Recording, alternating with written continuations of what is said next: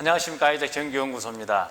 오늘은 전하가 무엇인지 알고 전하의 종류를 설명할 수 있다.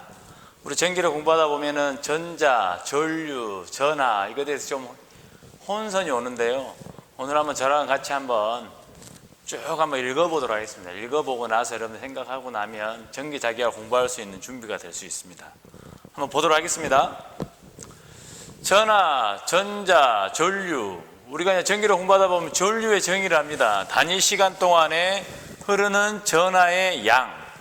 그래서 공식으로는 전류는 시간으로 전하를 나누면 되는 거죠. 전하 나누기 시간입니다. 그래서 T분의 Q 그리고 암페어, 우리가 앙페르의 이름을 따가지고 전류의 단위를 암페어로 쓰고 있습니다. 그래서 우리가 1암페어는 1초 동안에 1쿨롱이라고 우리가 전하에 결국은 양이 나오는데요.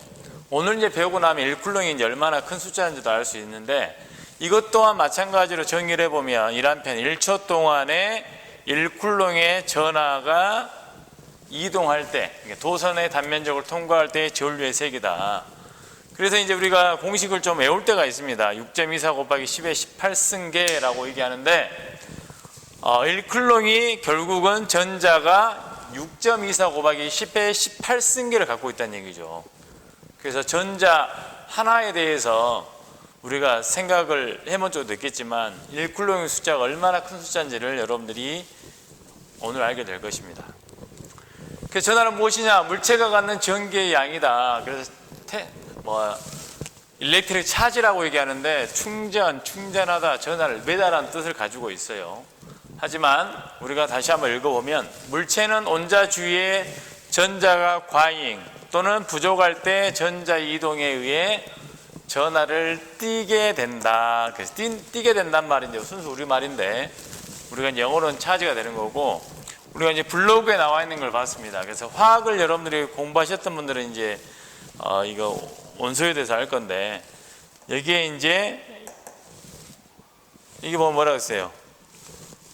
물체가 평소보다 전자가 많으면 음전하를 띠고 전자가 적으면 양전하를 띈다. 그래서 이거를 공식화 시키면 온자는 온자액 플러스 전자, 그래서 온자액 안에 양성자와 중성자가 있는데 여기에는 양성자가 3개 그리고 전자가 3개였을 중성 상태를 유지하고 있다가 양성자, 전자가 많아지게 되면 음전하가 된다는 얘기죠. 여기에 전자가 들어오게 되면 전체적인 성질이 음전하의 성질을 띠게 되는 거고, 양성자가 많다는 얘기는 결국은 전자를 잃는다는 얘기죠. 그래서 3개, 2개니까 3개이고 2개 부족하죠. 전자를 잃으면 플러스 전하, 전자를 얻으면 마이너스 전하. 그래서 전자와 전하는 다르죠. 그래서 여러분들이 전자와 전하가 다르다는 걸 이제 조금 감을 잡으셨을 거예요.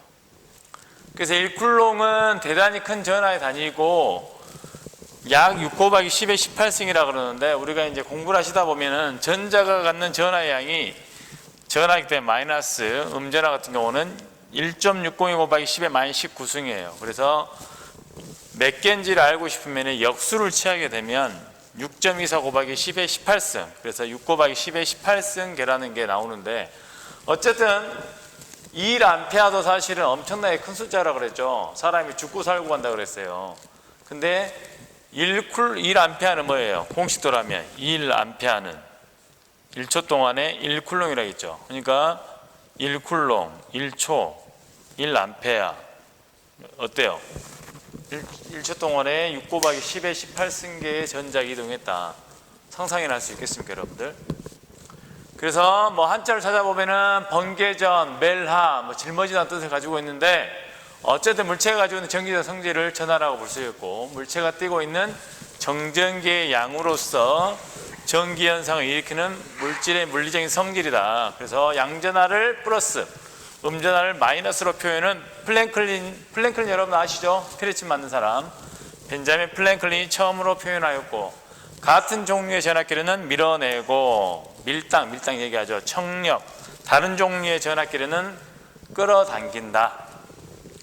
그리고 이제 전기 자기학을 공부하시다 보면 이제 전하의 종류가 나오는데, 그거는 정확히 따지면은 전하 분포가 균일한 경우를 얘기한 거고, 점전하, 선전하 밀도, 면전하 밀도, 최적전하 밀도로 나누어집니다. 즉 전하 분포가 균일한 경우에는 전하 밀도의 개념을 도입하여 전개의 세기 등을 계산합니다. 그래서 표면 전하 밀도란 것은 물질 표면에 분포하고 있는 전하의 양을 의미해서 전기자기학에서는 선전하 밀도, 면전하 밀도, 최적전하 밀도를 우리가 개념을 잡고 있습니다. 그래서 점전하, 선전하 밀도는 단위 길이당 전하량의 의미에서 람다라고 얘기하고 로우 L.